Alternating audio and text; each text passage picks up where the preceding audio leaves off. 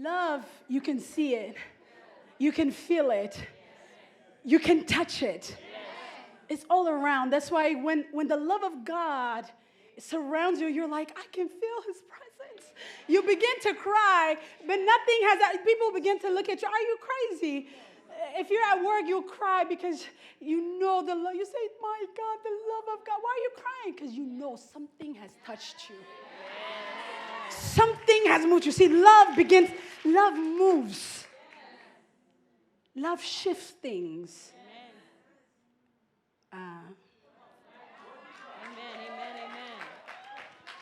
So I don't know how many of you got a love scar.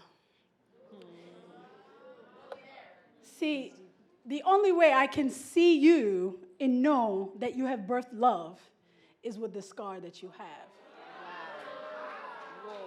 If you have no scar, that means you've been protecting yourself from the word love.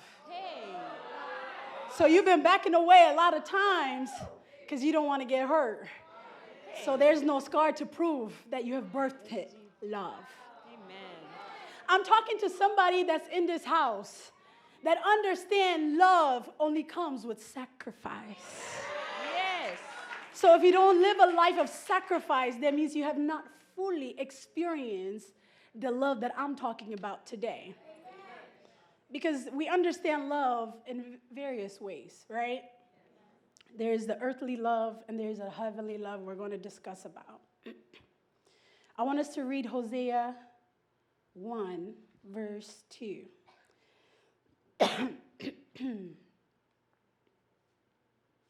It says, when the Lord first spoke through Hosea, the Lord said to Hosea, go, take to yourself a wife of whoredom and have children of whoredom, for the land commits a great whoredom by forsaking the Lord. When I read this, I don't know about you, but it pulls me back. Because God is asking Hosea something that is extremely hard for a human to do.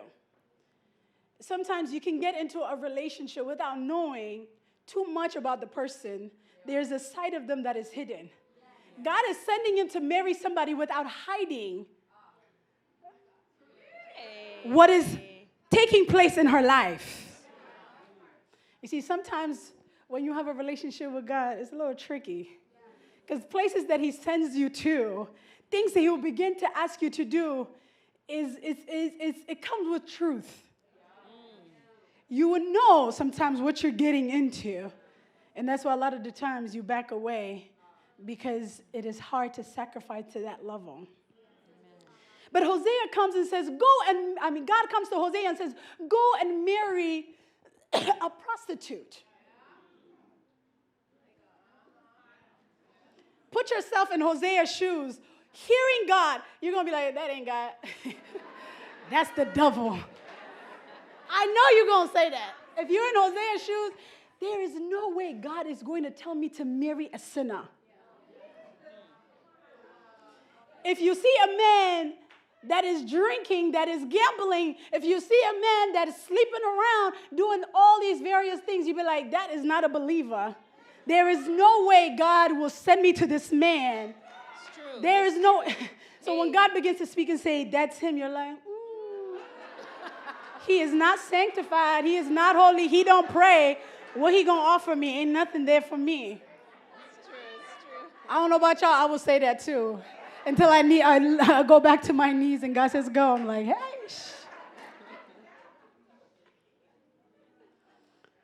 That was really hard. God is requiring Hosea to love just like him. Where is Hosea going to get it from? If God begins to ask you such a question, what kind of love do you have right now? That's why I said, do you have a scar, a battle scar, where you've walked a certain miles of a sacrifice, where you've loved beyond yourself, where God begins to ask you a question, the way he asked Hosea, you're able to be obedient.